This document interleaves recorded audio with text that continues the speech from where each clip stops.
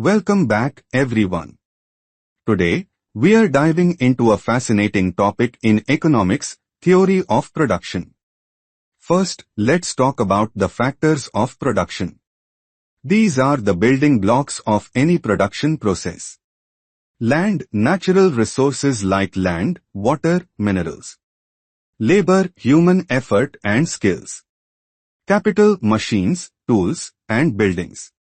Entrepreneurship, the ability to combine the other factors efficiently.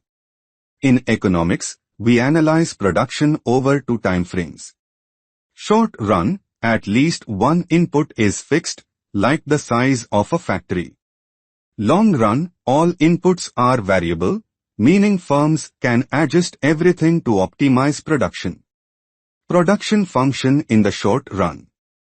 The production function in the short run shows the relationship between a variable input, like labor, L, and output, Q, with the fixed input held constant. It's expressed as Q equals to function of L and K. L is the variable input, labor, and K is the fixed input, capital. Understanding total, average, and marginal output. Production analysis often focuses on three critical measures. Total output, TP, the total quantity of goods produced with a given set of inputs. Average output, AP, total output divided by the quantity of inputs used. It's calculated as marginal output, MP, the additional output generated by adding one more unit of input. The law of diminishing marginal returns. Now comes a critical concept, the law of diminishing marginal returns. This law states that as you add more units of a variable input like labor to fixed inputs like the size of a factory, the marginal output will eventually decrease. For example, adding more bakers to a small kitchen initially boosts production, but eventually they get in each other's way. This explains why productivity doesn't increase indefinitely. The three stages of production. Production can be broken into three stages. 1. Stage 1. Increasing returns to scale. Marginal product, MP, is increasing. Inputs are used efficiently and output grows rapidly. 2. Stage 2. Diminishing returns to scale. MP decreases but is still positive. Total output, TP, increases at a decreasing rate. 3. Stage 3. Negative returns. MP turns negative. Total output starts to decline as additional inputs reduce efficiency. Now let's look into the production function in the long run. In the long run, all factors of production, labor, capital, land are variable. This gives firms the flexibility to adjust their inputs to produce desired levels of output.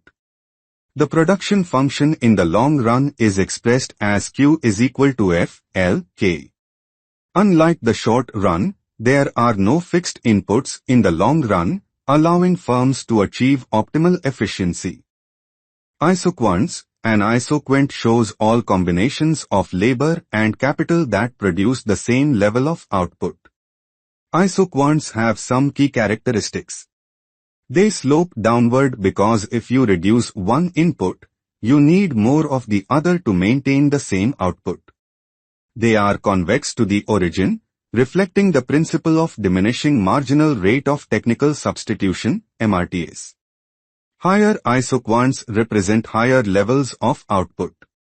Isocost line, combinations of labor and capital that a firm can afford, given its budget. Long-run equilibrium. Equilibrium in the long run occurs when a firm maximizes its output for a given cost. This happens where the isoquant is tangent to the isocost line. At this point, the slope of the isoquant equals the slope of the isocost line. Here, the marginal productivity of labor relative to capital equals their cost ratio. Law of returns to scale. The law of returns to scale describes how output changes when all inputs are increased proportionally. Increasing returns to scale, output increases by a larger proportion than inputs. Constant returns to scale, output increases in the same proportion as inputs. Decreasing returns to scale, output increases by a smaller proportion than inputs. If you found this video helpful, don't forget to like, share, and subscribe. Leave your questions in the comments below, and I'll see you in the next video.